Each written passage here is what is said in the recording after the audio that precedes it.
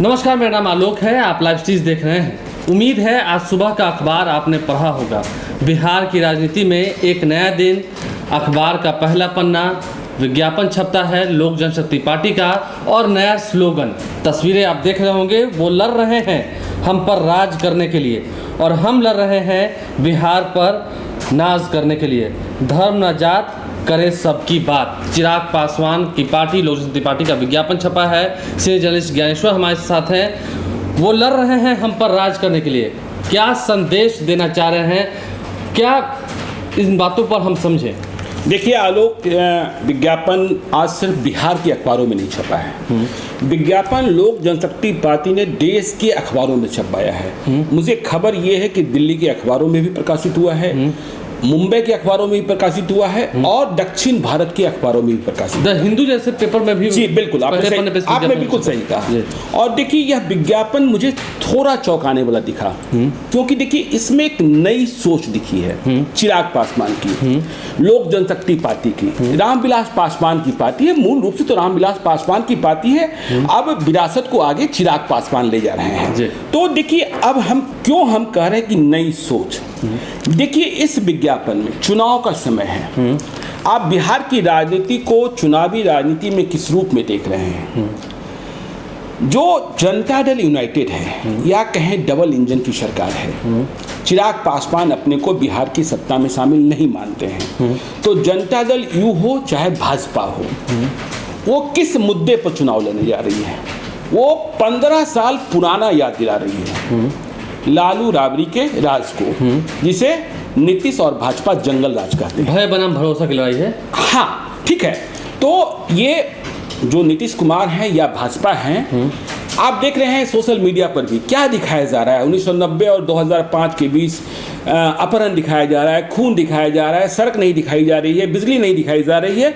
मतलब 15 साल में क्या हुआ और राजद क्या कह रहा है? राजद क्या कह रहा है? तेजस्वी यादव और लालू यादव क्या कह रहे हैं? लालू यादव और तेजस्वी यादव कह रहे हैं पलटू चाचा। लालू यादव और तेजस्वी यादव क्या कह रहे हैं? कह रहे हैं कि ये सुशासन की नहीं कुशासन की सरकार है और यहाँ झूठे वायदे किए जाते हैं। तो चिराग पासवान ने इस राजनीति से अपने को अलग करने की कोशिश की है। आप देखिए, आपने पढ़ लिया, वो लड़ रहे हैं हम पर राज करने के लिए और हम लड़ रहे हैं बिहार पर नाज करने के लिए। लेकिन इसके पहले जो इसका टैगलाइन है, देखिए, आओ बनाएं नया बिहार, युवा बिहार, चलो चलें युवा बिहारी के साथ। देखिए अब युवा बिहारी शब्द, चिराग पासवान युवा हैं, इसलिए उन्होंने युवा बिहारी का वो स्लोगन लाया। ट्विटर पर भी उनका नाम युवा बिहारी के नाम से सर्च किया। हाँ ठीक है, तो युवा बिहारी का स्लोगन लाया। तो देखिए इन्होंने एक बात शुरू करी युवा बिहार की। देखिए मैं कल दिल्ली में था, मेरी मुलाकात भी चिराग पासवान से हुई थी। मुझे नहीं पता था कि ये विज्ञापन आने वाला है, उन्होंने मुझे बताया भी नहीं। आजकल वे बोलते नहीं हैं, क्योंकि आप जान रहे हैं राजनीति में क्या सब चल रहा है, सुनते ज़्यादा हैं। हाँ सुनते अधिक हैं। तो मैंने कई बातें उनसे समझने की कोशिश की। उन्होंने साफ साफ कहा कि देखिए अभी हम सीटों पर बात नहीं करेंगे, अभी हम इस पर बात नहीं करेंगे कैसे चुनाव लड़ेंगे, हम इस पर नहीं बात करेंगे कि चुनाव का स्वरूप क्या होगा, लेकिन हम लड़ेंगे जरूर और बिहार को मजबूती से लड़ेंगे। अब देखिए इस टैगलाइन में, आओ बनाए नया बिहार, युवा बिहार, चलो चले युवा बिहारी के साथ। तो कल जब मेरी मुलाकात हुई थी तो चिराग पासवान ने मेरे एक सवाल पर मुझे एक रोकने की कोशिश की। उन्होंने कहा कि देखिए ज्ञानेश्वर जी, ऐसा है कि आपने भी 50 साल से अधिक की उम्र प्राप्त कर ली है, आप अपने बारे में सोच रहे हैं, लेकिन मुझे सोचना है युवाओं के बारे में, जो युवा हैं। आपके बारे में भी सोचना है, लेकिन मुझे भविष्य के बारे में सोचना है। और आज जो बिहार की राजनीति की धुरी बनी हुई है, युवा के बारे में लोग नहीं सोच रहे हैं, जो बिहार के भविष्य हैं, बिहार के कर्णधार हैं। उन्होंने कहा कि आप ये बताएं कि आप 50 साल से ऊपर के हो गए।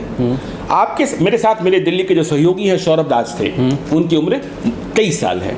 बोले इनके लिए सोचना अधिक जरूरी है, क्योंकि इन्हें अब अवसर देने हैं। तो चिराग पासवान ने मुझे निरुत्तर करने की कोशिश की। उन्होंने कहा कि देखिए आपके बारे में जितना सोचना है उससे अधिक आपके बेटे के बारे में सोचा जाना चाहिए, यदि बिहार के नागरिक हैं तो, क्योंकि वे बिहार में यदि रहते हैं तो बिहार में उनको अवसर मिले, बिहार में उनको काम मिले, बिहार में उनको तरक्की मिले, बिहार में उनको प्रोन्नति मिले, इसके लिए सोचा जाना जरूरी है। तो इसलिए हम बात कर रहे हैं कि देखिए युवा बिहार, चलो चलिए युवा बिहारी के साथ। देखिए कई महीने पहले पटना में मैंने एक पब्लिक ओपिनियन कराया था लड़कियों के बीच में। देखिए, चिराग पासवान की आंखें भी नीली हैं, आप जानते ही हैं, बॉलीवुड में भी काम कर चुके हैं, तो लड़कियों में वे ज़्यादा पसंद किए जाते हैं। तो चिराग पासवान ने युवा बिहार को एक मुद्दा बनाने की कोशिश की है और इस विज्ञापन को हम पॉजिटिव रूप में देखते हैं, निगेटिव पॉलिटिक्स नहीं देखते हैं। उन्होंने इससे बचने की कोशिश की है कि 15 साल बनाम 15 साल, यह समझने की कोशिश की है कि आगे मुझे क्या करना है और क्या नहीं करना। देखिए, कल की बातचीत में ही उन्होंने कहा कि देखिए, बिहार में चलिए कहा जाता है, अच्छी बात है कि बिहार में सरकारी सेवा में महिलाओं को नौकरी मिल रही है, ठीक है, अच्छी बात है, प्रशंसा भी करते हैं, अच्छी बात है। लेकिन उन्होंने एक बुनियादी मुद्दा उठाया। उन्होंने कहा कि देखिए ज्ञानेश्वर जी, आपने कभी इस बात की कोशिश करी कि जो महिला आरक्षी भर्ती हुई हैं या सरकारी सेवक जो बनी हैं महिलाएं, उनके लिए क्या एक बुनियादी सुविधाओं के रूप में टॉयलेट की व्यवस्था भी हुई है? उन्होंने कहा कि आप पूरे बिहार में एक टेस्ट करा लीजिए ग्राउंड जीरो पर कि जो महिला कर्मी हैं, जो महिला चाहे वो शिक्षिका हों या फिर वो महिला सिपाही हों या महिला प्राधिकारी हों, उनके टॉयलेट के लिए क्या व्यवस्था है। यदि आप उसे देख लेंगे तो दंग रह जाएंगे।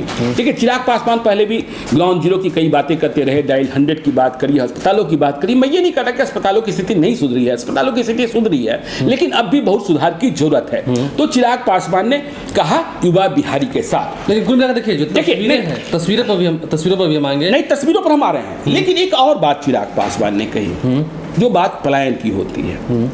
तो चिराग पासवान के इस कॉन्सेप्ट से मैं सहमत हुआ कि चिराग पासवान ने कहा कि देखिए, मजबूर लोग बाहर जाएंगे, उन्हें तत्काल रोक पाना संभव नहीं है, और इसलिए संभव नहीं कि उनके लिए आप रोजगार के अवसर पैदा नहीं कर पा रहे हैं। आपने देखा कोरोना में माइग्रेंट बिहारी बड़ी संख्या में लौटे और लगा कि अब लौटेंगे नहीं, लेकिन मैं देख रहा हूं कि बड़ी संख्या में, मुझे परसों अचानक जाना पड़ा था दिल्ली में, पटना दिल्ली की फ्लाइट में 19,000 रुपए में टिकट नहीं था, ठीक है, और दिल्ली से पटना आने की फ्लाइट में 3500 रुपए में टिकट था। जब मैं पटना दिल्ली की फ्लाइट में 19,000 के टिकट पर सवार हुआ था, तो फ्लाइट में 75% जो लोग थे वो मजदूर थे जो लौट रहे थे, और उनके टिकट फैक्ट्री मालिक ने कराए थे। तो देखिए, चिराग का कहना था, चिराग की बात से मैं सहमत हूं कि देखिए, जो मजबूर हैं उन्हें पलायन से तत्काल रोक पाना संभव नहीं होगा, लेकिन जो सक्षम लोग हैं उन्हें कैसे हम बिहार में रोकें। देखिए, अब वो दो श्रेणी बांटते हैं कि देखिए, रोजगार लेने वाले वो जाएंगे मजबूरी में, और तब तक जाएंगे जब तक रोजगार देने वाले लोग बिहार में न रहें।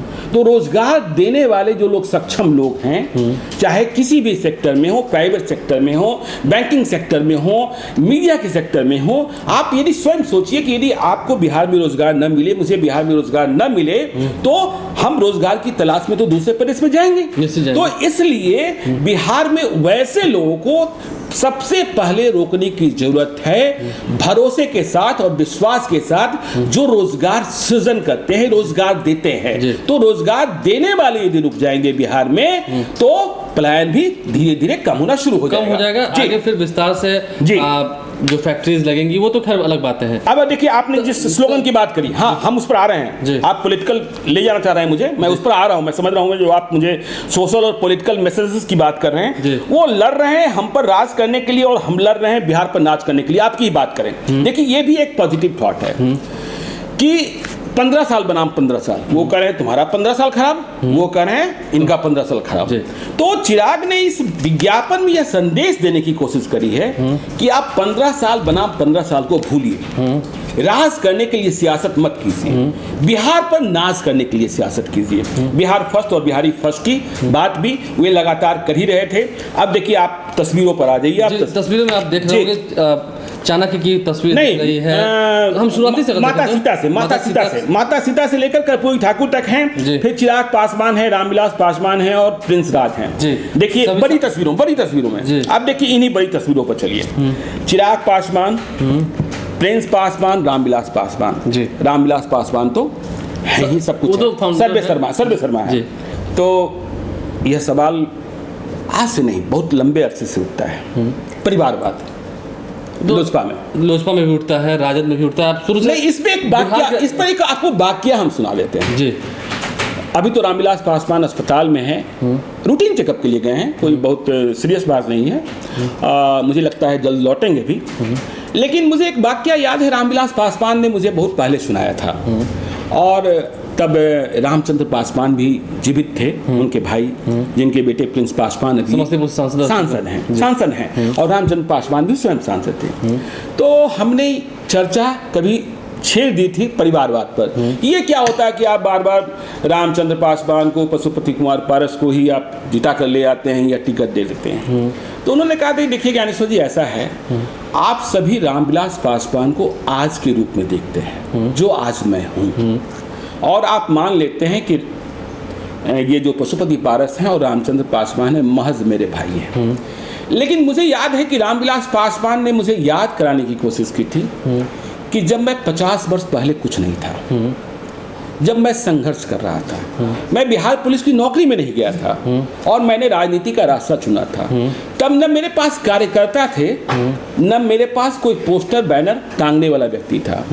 तो ये जो दोनों मेरे भाई थे, रामचंद्र पासवान और पशुपति कुमार पारस तो अभी हैं ही, ये दोनों ही हमारे सबसे पहले कार्यकर्ता थे। और जब मैं साइकिल से निकला करता था तो ये दोनों भाई आगे दौड़ते हुए जाते थे, मेरा भैया सांसद बनेगा, मेरा भैया सांसद बनेगा, मेरा भैया सांसद बनेगा। और ये हमारे जाने के पहले ये दीवारों पर पर्चा और पोस्टर साटते थे, पंपलेट बांटते थे। तो ये जो पशुपति कुमार पारस हैं और जो नहीं रहे रामचंद्र पासवान, उन्हें सदैव हमने भाई के रूप में, कम कार्यकर्ता के रूप में पहले देखा है, क्योंकि सड़कों पर उतरे हैं। जी, सड़कों पर उतरे हैं, और जो हमारा शुरुआती संघर्ष है इसमें ये दोनों भाई ही जो हैं मेरे पहले दो कार्यकर्ता रहे हैं, इसलिए मैंने उन्हें आगे बढ़ाया। तो भाई तो थे ही, लेकिन इसके अलावा वो मेरे कार्यकर्ता भी थे। हाँ, चलिए अब तस्वीरों की बात करते हैं। अब तस्वीरों में आप आइए, जिस तरीके से माता सीता हैं, भगवान महावीर हैं, गौतम बुद्ध हैं, गोविंद सिंह हैं, सब लाल बहादुर शास्त्री हैं, महात्मा गांधी हैं, डॉक्टर श्री कृष्ण सिंह हैं, नामधारी सिंह दिनकर हैं, बी आर अम्बेडकर हैं, महात्मा गांधी हैं। जी, इन्होंने जिक्र करके इन्होंने इस तस्वीरों के माध्यम से भी एक संदेश दिया है कि शुरू से लड़ते आए हैं, जी, शुरू से लड़ते आए हैं, अब आगे की बारी जो है देखिए बिहारी की। देखिए, हाँ, और एक बात और, इन्होंने ये भी संदेश दिया है, ये भी हम सिर्फ लोजपा की ही तस्वीरें लगा रहे हैं इन महान विभूतियों के अलावा। अब आइए उन तस्वीरों पर जिसमें राजनीतिक संदर्भ छिपा है, जी, जिसमें सामाजिक बुनावट छिपी है। जी जी। अब तस्वीर किसकी लगी है? तो देखिए, जो 3 बड़ी तस्वीरें लगी हैं उनमें चिराग पासवान हैं, रामविलास पासवान हैं और प्रिंस पासवान हैं। अब जो 12 दूसरी तस्वीरें हैं, जी, ये बहुत कुछ कहती हैं आलोक। जातीय समीकरण को दिखा रही है, जातीय समीकरण को और फोकस एरिया को दिखा रही है, जी, और लोजपा की चुनावी रणनीति को दिखा रही है। जी। पहली तस्वीर इन 12 तस्वीरों में पशुपति कुमार पारस, दूसरी तस्वीर चंदन सिंह सांसद नवादा, सूरजभान सिंह के भाई, जाति से भूमिहार, मतलब दलित सवर्ण भाई। आगे तीसरी तस्वीर महबूब अली कैसर, खगड़िया के सांसद, अल्पसंख्यक समुदाय के नेता, जी, राजा साहब भी लोग। जी। चौथी तस्वीर बीना सिंह वैशाली की सांसद, इनके पति दिनेश कुमार सिंह जदयू के एमएलसी, और कहा जा रहा है कि बीना सिंह की बेटी भी कोमल सिंह चुनाव लड़ना चाहती है विधानसभा, जाति से राजपूत। तो देखिए, दलित पशुपति कुमार पारस पहली पंक्ति में, चंदन सिंह भूमियार, महबूब अली कैसर अकलियत और बीना सिंह राजपूत। तो देखिए, सवर्णों की तरफ, उस वोट बैंक की तरफ नजर। अब आइए पूनम सिंह दूसरी पंक्ति में, नीरज कुमार बबलू की पत्नी विधान पार्षद, जाति से राजपूत, राजकुमार शाह वैश्य, ठीक है, राजू तिवारी ब्राह्मण। देखिए, सामाजिक समीकरणों को गढ़ने की कोशिश कैसे की गई है। शहनवाज अहमद कैफी पार्टी के काफी निष्ठावान हैं और बिल्कुल हवा हवाई नहीं है, ठीक है ना, और लंबे अरसे से हैं। इसके बाद हैं राकेश कुमार नायक, ठीक है। इसके बाद हैं दिनेश राज पासवान, फिर से दलित राजनीति। चंदन यादव, मतलब यादव का प्रतिनिधित्व भी कहा जा रहा है कि मने में इनके लिए सोचा जा रहा है। सत्येंद्र सिंह, फिर से जाति से राजपूत, फतुआ में पिछली बार चुनाव लड़े थे। हाँ, और ये विचार किया जा रहा है। हाँ, नहीं, विचार नहीं किया जा रहा है। मान लीजिए क्या बोलता है कि फतुआ इनको ही लड़ना है, क्योंकि समर्पित रहे, पार्टी से समर्पित रहे, पेशे से इंजीनियर हैं, चुनाव हारने के बाद भी फतवा को उन्होंने कभी छोड़ा नहीं जी। और एलजेपी की कोर टीम में हैं। जितना भरोसा रामविलास पासवान करते हैं उतना ही भरोसा पशुपति कुमार पारस करते हैं और उतना ही भरोसा चिराग पासवान भी करते हैं जी। और इसके साथ ही परशुराम पासवान। तो देखिए, अब यदि हम सवर्णों की बात कर ले तो चंदन सिंह, बीना सिंह, नूतन सिंह, राजू तिवारी, सत्येंद्र सिंह, इन 12 तस्वीरों में 1 2 3 4 5 सवन, ठीक है। इन्होंने ब्राह्मण को भी, भूमियार को भी, राजपूत को भी। तो देखिए, हमें यह भी खबर मिल रही है कि यदि किंतु परंतु कुछ हुआ तो लोजपा जो है बहुत बड़ी संख्या में सवन उम्मीदवारों को टिकट दे देगी। इसका नफा नुकसान किसे होगा यह तो आने वाला वक्त बताएगा। तो बिहार फर्स्ट, बिहारी फर्स्ट, इस मुद्दे पर ये बने हुए हैं। और चिराग पासवान बार बार कहते हैं कि देखिए, मेरे पास खोने को कुछ नहीं है, मेरे पास हासिल करने को कुछ है, मेरे पास 2020 है, मेरे पास 2025 है, ठीक है। तो खोने को कुछ नहीं है, प्राप्त करने को कुछ है। तो फिर से उसी बात पर हम आते हैं, आओ बनाएं नया बिहार, युवा बिहार, चलो चलें युवा बिहारी के साथ। तो चिराग पासवान ने अपना एजेंडा सेट कर दिया है कि मुझे युवा के साथ चलना है और यह एजेंडा भी सेट कर दिया है कि मुझे किनके साथ चलना है। इन्होंने इस विज्ञापन में जो देश भर में छपा है, किसी को छोड़ने की कोशिश नहीं की है, समेटने की कोशिश की है और सबसे बड़ी बात, निगेटिव पॉलिटिक्स नहीं की है, समझे, डिस्ट्रक्टिव पॉलिटिक्स नहीं की, विध्वंसक राजनीति नहीं की है कि ये 15 साल में जंगल राज, ये 15 साल में कुशासन, 15 साल में सुशासन। साफ इशारों में कह दिया कि जो लड़ रहे हैं हम पर राज करने के लिए और हम लड़ रहे हैं बिहार पर नाच करने के लिए। तो ये बात जो है ना, देखिए, इसका कितना फायदा मिलेगा यह वक्त बताएगा, लेकिन इस विज्ञापन के माध्यम से हमने यह बात समझी है कि ये पॉजिटिव पॉलिटिक्स की ओर बढ़े हैं। देखिए, धर्म न जात करें सबकी बात जी, इन बातों के साथ समाप्त कर दिया है चिराग पासवान ने इस विज्ञापन को।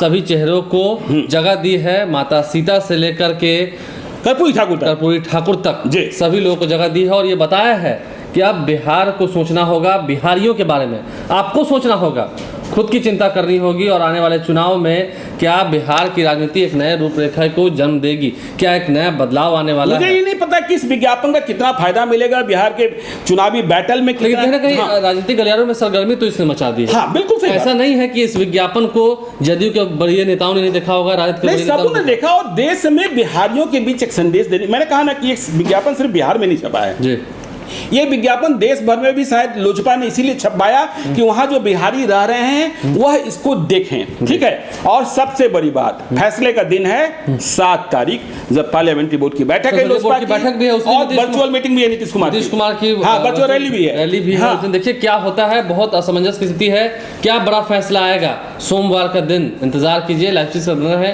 हमारे चैनल को सब्सक्राइब कर लें, इस चर्चा में बढ़ने के लिए बहुत बहुत धन्यवाद। ट्विटर हैंडल पर लाइव स्ट्रीम को फॉलो करें, धन्यवाद। और फेसबुक को भी देखें, फेसबुक के पेज को भी लाइक करें, धन्यवाद।